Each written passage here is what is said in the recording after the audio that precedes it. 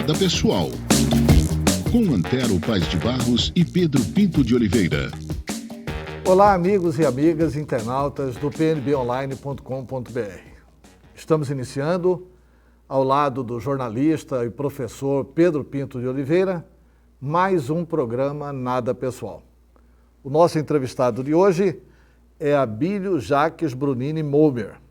Ele é cuiabano, casado com Samantha Iris, pai de Sebastião Regis. Abílio foi eleito vereador em Cuiabá com 2.623 votos pelo Partido Social Cristão. Abílio é arquiteto, urbanista e foi apresentador de rádio na Rádio Nazareno. Tem como frente de trabalho ações voltadas para a mobilidade urbana e acessibilidade, além da defesa da saúde pública de qualidade, dentre outras políticas sociais. No segundo turno das eleições, você está lembrado, Abílio concorreu com o prefeito Emanuel Pinheiro. Abílio teve 129.777 votos, o correspondente a 48,84%, e ficou, claro, na segunda colocação. Assim que as urnas foram encerradas, um brevíssimo comentário, porque esta talvez seja a primeira entrevista que o Abílio vai dar depois da eleição. Mas ele fez um comentário dizendo o seguinte: não tenho do que me envergonhar, destacou Abílio logo após a derrota nas urnas em 2020. O candidato do Podemos fez uma live logo após a derrota e culpou as fake news. Afinal, quem derrotou Abílio? Foi a oposição, as fake news ou o próprio Abílio? Com a palavra, Abílio. Pergunta profunda, né? Bom, eu acredito que são um conjunto de fatores. Não existe ninguém que ganha com um fator único e ninguém que perde com um fator único. Há um conjunto de fatores. Há um posicionamento meu também em relação ao período eleitoral. Há um derrame de dinheiro que aconteceu na véspera da eleição. Há os fake news. Há debates mal conduzidos da minha parte também, e também da emissora do qual eu fui participar, que acabou distorcendo alguns fatos. Então, assim, são uma série de fatores. Hoje, por exemplo, eu já fiz diversas reanálises de tudo como que foi, como que eu conduzi. E percebo que eu resumi mais ou menos na seguinte síntese, né? É preferível para esses 51% que escolheram o atual prefeito, é preferível que se escolha um cara que não tenha uma moral tão ilibada como a dele é meio ofuscada, mas que é amável, do que aquele que tem uma moral voltada a combate à corrupção, honestidade e tudo mais, mas que de certa forma eles entendem como arrogante. E o dinheiro também faz parte do processo, ele acaba conseguindo transformar aquela rejeição ou aquele desgosto de determinado candidato num voto plausível para conseguir o resultado na urna. Você acha que o eleitor se vendeu? Não é só acho que o eleitor se vendeu, existem muitas formas de se vender. O cara se vende por um cargo, o cara se vende pela manutenção do emprego, o cara se vende por uma cesta básica, o cara se vende de diversas formas, o cara pode se vender. Inclusive por interesses políticos, ou empresariais, ou comerciais. Existem muitas formas disso acontecer. Eu lembro de uma hora que alguém chegou e falou: Abílio, se você não falasse dos 3.000 servidores que você queria mandar embora, talvez você hoje você fosse prefeito. Mas e o vídeo do paletó? O cara colocando dinheiro no paletó não era um escândalo maior do que eu falar da redução da máquina pública e dos 3.000 servidores? Mas naquele momento, inclusive, a gente tinha vídeos lá, áudio da Miriam Pinheiro, que é uma prima do prefeito, que estava dentro da Secretaria de Saúde, falando para alguns servidores que estavam lá que eles precisavam ir para a rua depois do horário do expediente para poder fazer campanha, porque se eu ganhasse, imagina o que aconteceria se eu ganhasse. Eu ia cobrar que eles trabalhassem, eu ia cobrar ponto, eu ia cobrar um monte de coisa, porque eles não cobram nada. Então, assim, ou seja, eu fiz um enfrentamento que, de certa forma, para aqueles que estão acomodados em não fazer nada, transformou uma imagem de rude. O Abílio quer fazer a gente trabalhar. O Abílio quer que é botar pressão no servidor. O Abílio vai mandar embora 3.000 servidores. E eu percebi que quando se faz propostas de forma genérica. E quando se apresenta cortes ou medidas drásticas, você tem que ser muito mais específico. Quando eu falei que mandaria embora 3.000 servidores, aquilo se multiplicou. Porque são 20.000 servidores na prefeitura e eu não especifiquei quais eram os 3.000 servidores que seriam mandados embora. E se o servidor não queria trabalhar para o atual prefeito, porque o achava supostamente que seria corrupto ou alguma coisa assim, ele não queria trabalhar menos ainda para mim, porque ele teria o medo de perder o emprego. Mas isso foi uma troca de voto? Por interesse, talvez, de se manter no cargo, deixou de lado o interesse de uma cidade melhor, de um projeto melhor de cidade, pelo próprio interesse pessoal de se manter no cargo, de manter no serviço. Então, existe uma série de consequências nisso tudo. Eu percebi que muito ficou taxado de que eu, de certa forma, era inimigo do servidor. E no segundo turno, eu, com toda essa pecha de inimigo do servidor, me alinhei a outras figuras políticas que também tinham essa imagem de inimigo do servidor. Eu me alinhei ao Roberto, que estava sendo muito taxado de inimigo do servidor, e também me alinhei ao governador, que estava numa fase meio complicada por causa dos 14% em cima do servidor público, o servidor do Estado muito rejeitado e tal. E acabei me alinhando a algumas condicionantes que trouxe essa imagem de inimigo do servidor. Mas a cidade é só servidor público? Não. Mas uma cidade como Cuiabá, que tem 600 e poucos mil habitantes, onde 18% está lá de acordo com o censo socioeconômico da Prefeitura de Cuiabá, 18% é servidor público. Numa cidade como nossa, 18% é servidor público. Um servidor público, vamos supor que ele tem uma rede de relacionamento de 3 a 4 pessoas, mais ou menos. Aí ele pode apelar a essas pessoas. Se você votar na Abílio, eu posso ter que trabalhar. Se você votar na Abílio, eu posso ser mandado embora. Se você votar na Abílio, tem diversas consequências ao benefício do servidor público. Ele pode influenciar uma eleição. E sexta-feira, você pediu para ser sintético, mas no sábado, na véspera da eleição, era dia 28, se eu não me engano, eu comecei a rodar junto, a Gisela, o Bucique e o Velaton, nós estávamos rodando na periferia, nos bairros do centro, em tudo quanto é lugar. E eu comecei a reparar fila em distribuidora de bebida. Era dia 28, e o pessoal em fila para ir comprar bebida, fila nos mercados para comprar carne para churrasco e tudo mais, pro dia da eleição. Eu falei, poxa, final de mês, quem é que está com tanto dinheiro assim para ficar torrando? E a gente percebeu claramente assim que entrou muito dinheiro na eleição.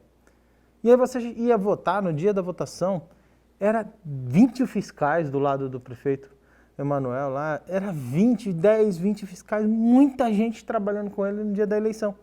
E nós não, nós tínhamos 1, 2, com muita dificuldade, alguns voluntários, algumas pessoas que trabalhavam com a gente. Mas a gente percebeu sim a influência do dinheiro como fortalecimento de alguns posicionamentos que eu tive que vieram me atacar. Vieram fake news de igreja, vieram falando que eu tinha envolvimentos com a igreja. Se meu avô tivesse vivo, todos esses fake news que atacavam a igreja poderia ter sido rapidamente desconstruído. Ele falaria lá, explicaria que nada tinha a ver. Mas por não estar, veio os fake news, veio os ataques e foi complicado. Chegaram até a criar um padastro para mim, pegaram um cara lá que gravaram, que nem era o marido da minha esposa, mais feio do que o marido da minha esposa, já que ele não é o marido da minha mãe, marido da minha esposa sou eu, né? Mais feio do que o marido da minha mãe, e colocaram lá, mas fazer o quê?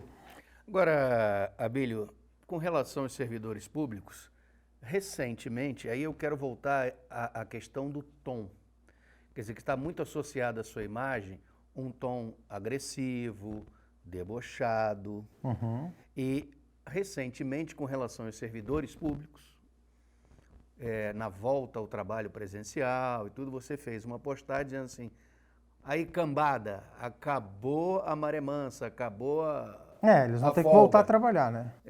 Mas ao se referir assim, chamar os servidores de cambada, você não está reafirmando essa questão aí de uma desconfiança em relação a essa certa imaturidade ou esse tom agressivo? Olha, depois do período eleitoral, Pedro, eu cansei de tentar agradar todo mundo. Vamos deixar bem claro. Antes do período eleitoral, eu tentava agradar. Tentava mesmo. Eu sabia que tinha uma parte do servidor público que é responsável pela má gestão. Ninguém rouba sozinho, ninguém faz as coisas erradas sozinho. Existe uma parcela do servidor público que é corresponsável de uma gestão, às vezes, corrupta e às vezes ineficiente. E a postagem que eu fiz, falando, e aí cambada, tá na hora de eu voltar a trabalhar? As pessoas leram só esse trecho, mas ela estava bem específica. Ela dizia o seguinte, antes dessa frase. Ela dizia, você que gosta de trabalhar, você que gosta de fazer a coisa certa, você que ajuda a Prefeitura de Cuiabá, essa mensagem não é para você. Essa mensagem é só para quem não gosta de trabalhar, para quem é funcionário fantasma, para quem não gosta de bater ponto, para quem não gosta de ir no serviço. E fica usando da pandemia como motivo de desculpa para dizer que não está indo por causa do período da pandemia. Mas o cara não está indo no serviço por causa da pandemia, mas está indo no shopping, está indo na praia, está indo para tudo quanto é lugar. Isso é uma hipocrisia do caramba. Porque o cara fica usando essa desculpinha de pandemia para não ir trabalhar, mas está curtindo a vida, como se fosse uma férias. Então, justamente eu coloquei. E aí, cambada, acabou as férias. Com a vacinação, o serviço deve voltar. E voltando o serviço, eu vou cobrar a folha-ponto desse servidor que não está indo trabalhar. Recebi diversas denúncias de gente falando, estou de home office. O cara está lá na praia, curtindo a praia e falando que está de home office. E tem muito servidor. Agora, tem muito servidor que é bom servidor. Eu conheci servidores excelentes, principalmente na área da saúde. Pessoas que trabalham 3 turnos. Enfermeiros que ganham muito mal, por exemplo, que tem que trabalhar em 3 lugares diferentes para poder conseguir se manter. A prefeitura não está dando um bom salário, o cara tem que trabalhar na prefeitura, no velho pronto-socorro, depois o cara trabalha num outro contrato no HMC, e depois o cara trabalha ainda num hospital particular. Poxa, tem muita gente boa lá, mas também, infelizmente, tem muito porcaria. Agora, em desdobramento, Abílio, com relação ao paletó, aquelas imagens, ao vídeo, mostrando o prefeito de Cuiabá, então deputado estadual, enchendo os bolsos de paletó de dinheiro vivo, caindo dinheiro pelo paletó, pelo chão.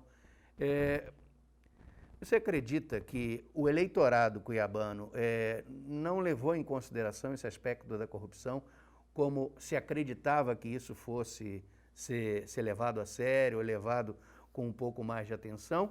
E qual é o futuro? Qual é o desdobramento? Você ainda acredita no Ministério Público, na Justiça, de que aquelas denúncias, se comprovadas, aquele vídeo e a origem do dinheiro, se isso possa ser efetivamente chegar a um denominador final, ou seja, ao julgamento e à condenação do prefeito? Olha, eu pessoalmente não acredito, não. Por quê? Não acredito no Ministério Público. Primeira coisa, não acredito no Ministério Público. Do Estado de Mato Grosso, não acredito no Ministério Público do Estado de Mato Grosso. Acreditava bastante no Tribunal de Contas, hoje eu também já não acredito mais tanto no Tribunal de Contas do Estado de Mato Grosso. Mas por que isso? Denúncia não falta. Denúncia não falta. Cadê? O que virou da Operação Sangria? O cara foi preso, pô. Teve provas. O que virou da Operação Sangria? Até hoje. Eu não acredito no Ministério Público do Estado de Mato Grosso. Eu fiz diversas denúncias para o Ministério Público do Estado de Mato Grosso. Até hoje eu não vi acontecer. Talvez, se eu fosse o prefeito, se eu fosse hoje o prefeito, o Ministério Público funcionasse melhor. Porque eu não faço parte do grupo político que hoje tem lá no Ministério Público. Eu não faço parte das alianças ou do relacionamento político que tem lá. Eu não bajulo nenhum promotor, não tenho um relacionamento de parentesco com nenhum promotor. Hoje eu não mando mais denúncia para o Ministério Público do Estado de Mato Grosso e nem aconselho mandar. Eu falo para a população cuiabana, quer denunciar? Denuncia no Ministério Público Federal, denuncia na Polícia Federal, denuncia em outro lugar. No Ministério Público do Estado de Mato Grosso, nem perco o meu tempo. Não mando nada mais para eles, eu mandei, tudo que eu mando é indeferido, tudo que a gente manda de denúncia, eles arrumam um motivo e indefere, e agora estão querendo me investigar por abuso de poder em fiscalizar o Hospital São Benedito quando eu era presidente da CPI da Saúde. Lá na frente agora criaram um inquérito para me investigar se eu tive algum abuso de poder, abuso de autoridade lá dentro. Mas as denúncias que a gente mandou para eles, não andam. Está faltando médico, está faltando insumo, está faltando um monte de coisa. E você vê lá aquelas conversinhas fiadas, matériazinha na imprensa, mas não manda. Quase tudo é TAC, quase tudo é TAG. Termo de ajuste de conduta, termo de ajuste de gestão. Eu não acredito mais. Eu acho que o Ministério Público deve estar muito mais preocupado com seus iPhones, com seus benefícios e seus privilégios do que, de fato, produzir resultado para a população. Eu não vejo do Ministério Público do Estado de Mato Grosso resultado pelo custo que ele tem. Não vejo. Tá. Essa denúncia aí de truculência sua na investigação, etc. e tal, as acusações que fizeram contra você, que o seu adversário, Manuel Pinheiro, fez contra você na época, foi de que você chegava na repartição, mostrava que era vereador, obrigava a funcionária a abrir gavetas, a pegar informações do computador, quando eles diziam que o mais civilizado seria você requisitar a informação e esperar o tempo de 15 dias, que é o tempo da lei, para que a prefeitura oficialmente lhe desse a informação. E você exigia, não, clica aqui, me dá essa informação aqui, exige e tal. Quer dizer, é isso que eles estão dizendo, que é uma truculência contra o servidor público. Olha, O Ministério Público está te investigando por isso, é? Eu estou de máscara, então não dá para você ver que eu estou rindo aqui dentro, mas é por isso que ele está me investigando. Mas o primeiro motivo existia uma lei, que era o artigo 11, inciso 14 da Lei Orgânica do Município, que me dava este poder. A lei dizia o seguinte, você tem o poder livre de diligenciar, de ir no local, de coletar os documentos, de diligenciar o servidor. Então a lei era bem clara, falava, você pode fazer isso. E depois, em um outro momento, a lei também era mais clara. Eu, na condição de presidente de uma CPI, no caso a CPI da Saúde, tinha o poder de polícia.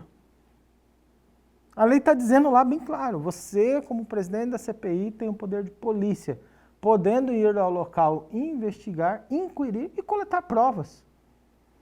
O que eu fiz? Usei o poder que eu tinha. Se eles falassem, não, você como presidente da CPI não pode fazer nada, não faria.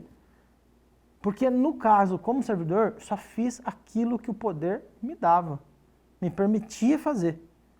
E aí a gente foi e investigou.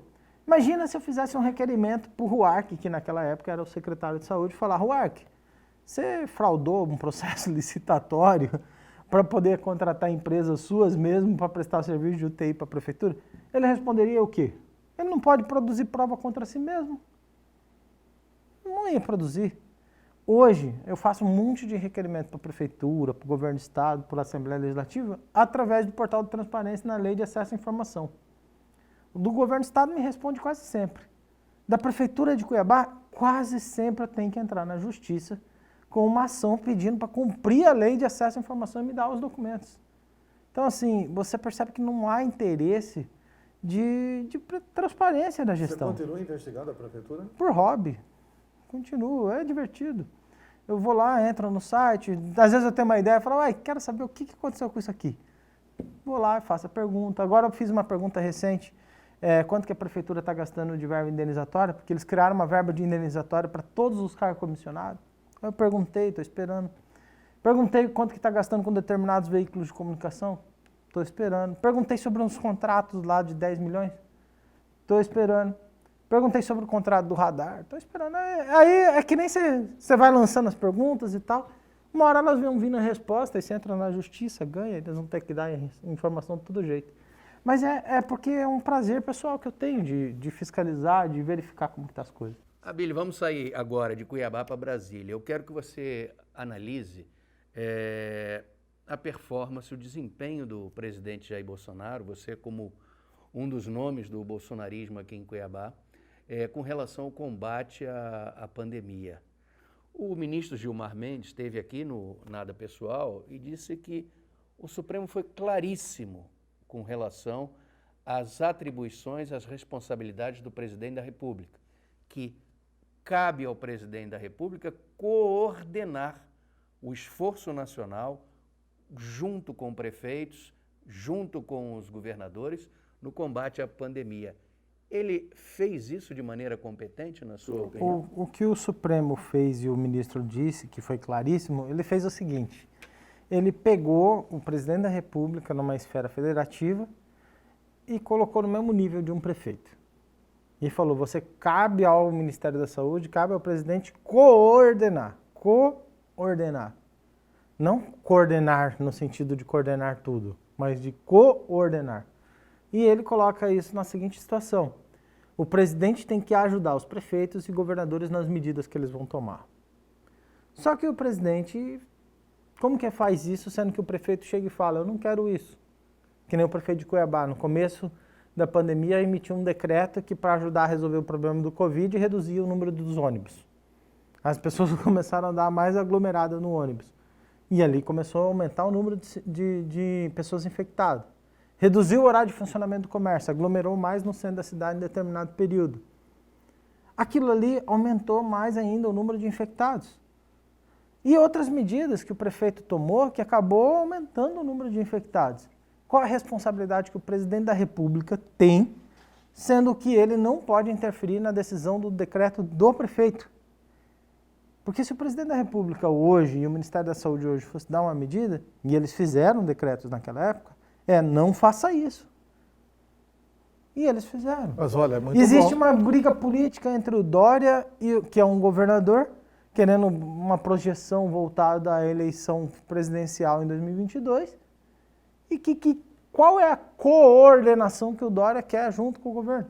Ele quer uma disputa política em cima da pandemia. Eu sei, mas você não respondeu se o Bolsonaro foi bem ou não na sua competência. Você já foi prejudicado pelo Bolsonaro- Supremo. Não, só concluir a pergunta. Na competência dele. Por exemplo, ele recomendou tomar cloroquina. Correto. Tá? A ciência do mundo inteiro já disse que não vale absolutamente nada. Descobriu-se agora que ele mandou a Fiocruz produzir cloroquina, que o Exército produziu cloroquina, que gastaram mais de 300 milhões de cloroquina. Cloroquina mais matou do que salvou gente na Covid. Mandou tomar ivermectina, como se ele fosse médico, receitando.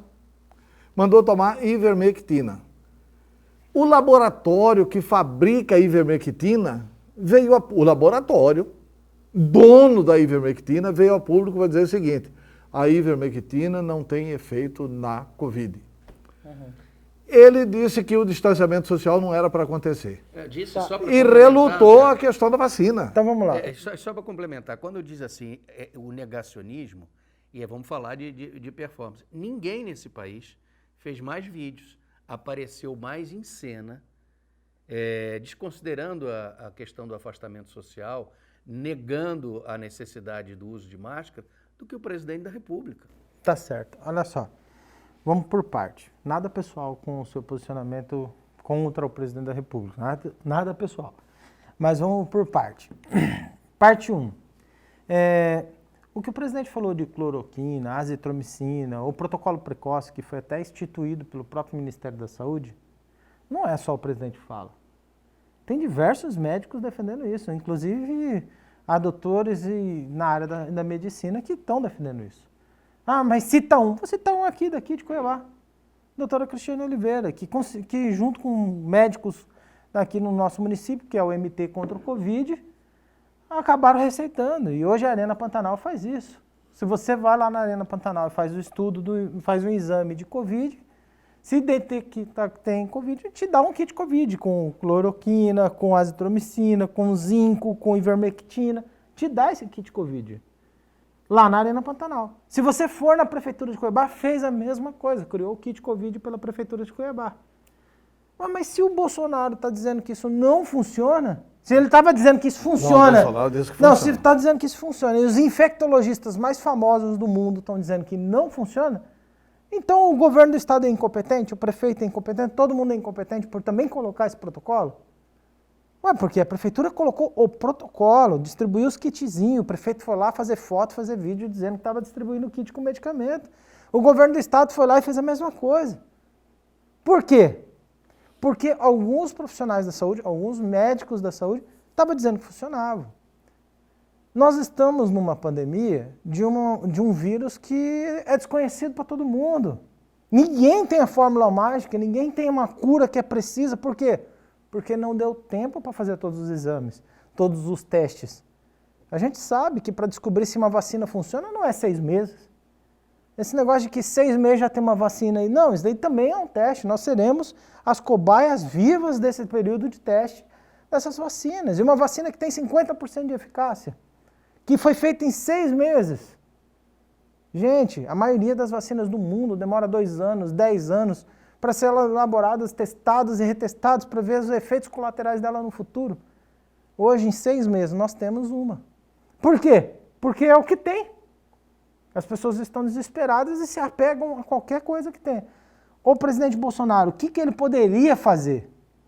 O que o Bolsonaro poderia fazer? Poderia fazer é mandar dinheiro para se investir em equipamentos, comprar respiradores, comprar bons filtros, a falta de bons filtros em respirador. Não adianta ter respirador se você não investir em filtro. Não deixar faltar oxigênio. Não deixa, mas ele mandou dinheiro. Poxa, tem dinheiro, compra o oxigênio. Aí chega o prefeito de Cuiabá, manda dinheiro para cá, o cara vai lá e compra drone. Cadê os caminhões que ele comprou, que ele jogava aquela aguinha no chão com cloro para matar o vírus no asfalto? Você lembra disso? Que ele comprou uns caminhões lá para colocar a aguinha no chão para matar o vírus no asfalto. Aí passava água e vinha chuva, ou o próprio calor de Cuiabá tirava o efeito do cloro e o vírus estava lá. Então, assim, medidas idiotas foram tomadas pelo governo do estado, pela prefeitura de Cuiabá, por outros lugares. O que o presidente fez? Mandou dinheiro. O que foi feito? Diversos esquemas em cima desse dinheiro, que foram operacionados aí pela Polícia Federal no Brasil inteiro. Amazonas, por exemplo, que é um caso gravíssimo, como o que está acontecendo lá, dinheiro foi, muito dinheiro. Mas o prefeito de Manaus, o governador do Amazonas, usaram de maneira errada. Tá, nós vamos para o encerramento do programa e rapidamente uma pergunta do Pedro e uma minha para encerrar. Eu quero agora a sua análise do perfil político do presidente. Aí é o indivíduo Jair Bolsonaro. Ele tem um perfil, e é o meu juízo, de um egoísta militante, ou seja, ele cuida de si e dos filhos. E que ele não tem aliados na política, até de um perfil de 28 anos como deputado, uma lógica proporcional e não ter um grupo, de formar político ou fazer parte, não formar grupo político e nem fazer parte de um grupo político. Quer dizer, ele não tem aliados, o que ele considera mesmo são seguidores. E enquanto esses seguidores estiverem lendo a cartilha dele, tudo bem, senão ele manda passear, ele simplesmente deleta, bloqueia, etc. No caso da candidatura ao Senado, eu queria a sua avaliação. Aí um exemplo prático. O presidente Bolsonaro abriu mão da candidatura do deputado federal José Medeiros e optou pela coronel Fernanda. Uhum. Amanhã, digamos assim, o candidato a deputado estadual, Abílio, e aí o presidente da República diz assim, meu candidato a deputado estadual lá em Cuiabá é o Vitório Gale. Uhum. O presidente está certo? Não, olha, são duas coisas distintas. Por exemplo, eu fui candidato a prefeito de Cuiabá. Eu fui até o Bolsonaro pedir benção para ser candidato a prefeito de Cuiabá? Não fui. Eu fui candidato a vereador. Eu pedi benção para ser candidato a vereador? Não fui. O Bolsonaro pediu para alguém para ser candidato a presidente ou candidato a deputado? Também não. Por quê? Porque existe uma realidade diferente. Eu acredito que eu não devo ser candidato a vereador, a deputado, a prefeito, o que for, só porque tenho ou não tenho o apoio do Bolsonaro. Eu devo construir minha própria trajetória. Eu devo construir minha própria narrativa. Eu fiz um excelente trabalho de vereador no município de Cuiabá. E isso me qualificava a disputar um cargo eletivo. Por quê? Porque no papel de legislador, fiscalizador, fiz o meu papel. Ah, mas e se o Bolsonaro chegar e falar que fulano é o candidato dele? Tá bom, é problema dele, é a decisão dele. Se é decisão política, se é decisão pessoal, é decisão dele.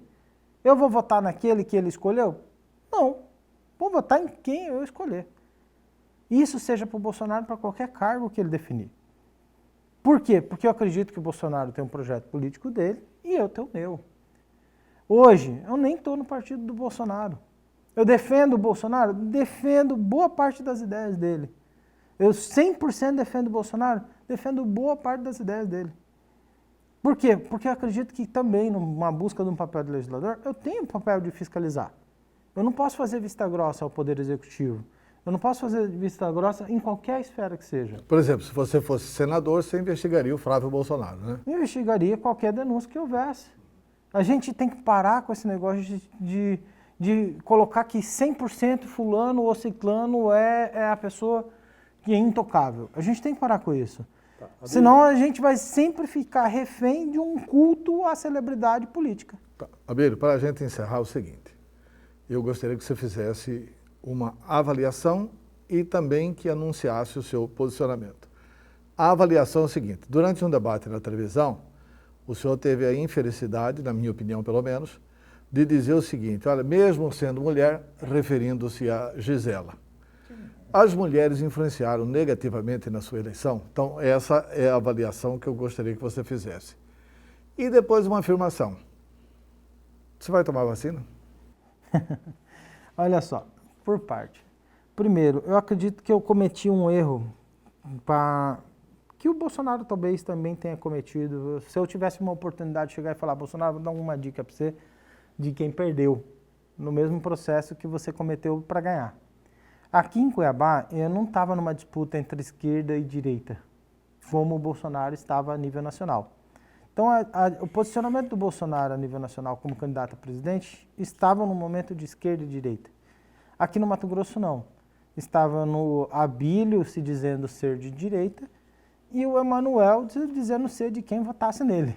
Se alguém chegasse nele dizendo que é de direita e votava nele, ele era de direita. Se pedisse de esquerda, ele era de esquerda. Então, era ele preocupado em ganhar a eleição e eu preocupado em manter uma bandeira ideológica. Isso traz um problema. Eu acredito que essa busca por uma bandeira ideológica ela é muito bem representada no legislativo. No executivo, não. Ele precisa ter uma visão um pouco mais ampliada. Eu me recusei, eu posso até dizer, eu não sou político. Eu fui um candidato que não é muito político, buscando ocupar um cargo que depende muito de política. Prova disso eu não quis sentar com o Botelho, que queria sentar comigo, queria discutir, ele é o presidente da Assembleia Legislativa, queria sentar comigo, conversar, ele queria me apoiar, e eu não quis ir lá falar isso com ele. A Janaína queria me apoiar, também não quis ir lá falar com ela. Outros grupos políticos queriam me apoiar, eu não fui até eles. O Emanuel não, o PT queria apoiar ele, vem PT. O PT foi lá, gravou vídeo e tal, agora a mulher do Barranco, o presidente do PT, está lá, trabalhando lá na prefeitura. Eu não fiz as articulações políticas que o Emanuel fez. Muitos partidos, como o PSL, chegou no Emanuel e falou, eu quero uma secretaria. O Emanuel prometeu, vou dar a secretaria. E não deu, mas ele prometeu. Mas a avaliação do mesmo sendo mulher, que avaliação Então, você mas faz? Isso influenciou na sua eleição? Não, isso foi um equívoco num debate muito mal posicionado e foi feito o recorte de uma pequena parte da minha fala. Não tem nada a ver. Aquilo que foi recortado e replicado não reflete a minha opinião ou sequer a verdade dos fatos, mas sim um mau posicionamento como qualquer outra pessoa faz. Qualquer outra pessoa em qualquer momento aqui chega ao ponto de chegar e falar tal coisa. E a pessoa fala, pô, perdi, errei. Ah, mas isso é uma coisa do seu subconsciente. Talvez a expressão pudesse até ser alguma coisa do subconsciente, mas não reflete a minha opinião de fato. Pode ser qualquer coisa da cabeça da gente que está lá, mas não reflete a minha opinião de fato. Eu sempre fui muito respeitoso das mulheres. E para encerrar a questão da vacina, o senhor vai tomar a vacina? Essa de 50% não, porque uma mulher que esteja buscando a prevenção da gravidez e toma um anticoncepcional de 50% de eficácia pode ficar grávida. Eu estou buscando a prevenção da vacina. E como não estou na faixa do grupo de risco prioritário, logo vai demorar para chegar até a minha faixa etária, eu vou esperar que saia a vacina com melhor eficácia de resultado. Mas não vai dizer para ninguém que corre o risco de virar jacaré. De modo algum, capivara talvez, mas jacaré não. Mas o que eu acho mais importante é o seguinte, eu sei que algumas pessoas estão preocupadas. Ah, minha avó, meu avô, meu tio. Meu avô, pastor Sebastião, se tivesse hoje vivo, falaria para ele tomar. Falaria para ele tomar a vacina. Por quê? Porque é melhor 50% de eficácia no caso dele do que nenhuma. Para mim, eu não tomaria. Por quê? Porque são medidas diferentes. Ele tem um risco muito maior de contrair o vírus e ter uma situação letal. Eu não. Eu não tenho tanto risco como isso. Ah, mas tem diversas pessoas na sua faixa etária que faleceram. Mas o percentual é muito menor. Mas você tem risco de transmitir para o seu avô. se ele tivesse vivo. Poderia ter, mas eu não acredito. E a vacina da gripe, que tem mais de 10 anos de pesquisa, a eficácia dela é de 40% a 60%. E resolve a vida de muita gente. Mas tem aí outras vacinas, como a da Moderna, de Oxford, da Pfizer, que está chegando nos próximos dias aí também, que a gente vai ter. E até mesmo essas que estão aí, elas, só para você ter noção, a gente já tem mais de um mês que foi dado a primeira, que foi aplicada em São Paulo a primeira vacina. E não está vacinado todo mundo. E o que o senhor acha, ainda dentro do episódio da vacina, dessa posição do Ministério Público do Trabalho e da Justiça do Trabalho, que começou a dar as primeiras decisões dizendo o seguinte: constitui justa causa a demissão de funcionário que não quer tomar vacina. E onde que está aquele discurso, meu corpo, minhas regras? Onde está aquele discurso, meu corpo, minhas regras? Meu corpo, minhas regras. Eu tomo a vacina se eu quiser tomar. Ah, mas vai ser mandado embora por justa causa. Se for da iniciativa privada, o cara pode mandar embora. Depois eu discuto na justiça. Se é justa causa ou se não é justa causa. Não é a justiça que está decidindo assim. Não, mas a justiça está decidindo de uma maneira arbitrária. Eu discordo. Eu acredito o seguinte: a vacina ela é necessária? É. Essa vacina é necessária? Não pode esperar ter outra? Ah, mas precisa aplicar essa vacina porque ela está garantindo a eficácia de 50% e nós precisamos no mínimo de 50%. Mas o governo federal está demorando para procurar as outras, né? Não, a outra tem no mercado e o governo federal não quis comprar. A Sinovac agora aí, da China e tudo mais, o próprio governo chinês falou que não vai vender a vacina para o governo brasileiro, a não ser para o Dória. Está lá nas matérias dos jornais. Não, o governo falou que quem vende é o Dória. Ué? Pelo acordo do Dória com a empresa chinesa. Mas a Pfizer, que tem 91%, o Bolsonaro não quis comprar. Entendeu? Mas, Abílio, muito obrigado pela entrevista. Obrigado a vocês. Nada pessoal, desculpa as discussões. Não, e todas as perguntas aqui não tem nada pessoal também. Tudo bem, então. Prazer em tê-lo com a gente aqui. Valeu, tchau, tchau. Um abraço. Nada pessoal. Com Antero Paz de Barros e Pedro Pinto de Oliveira.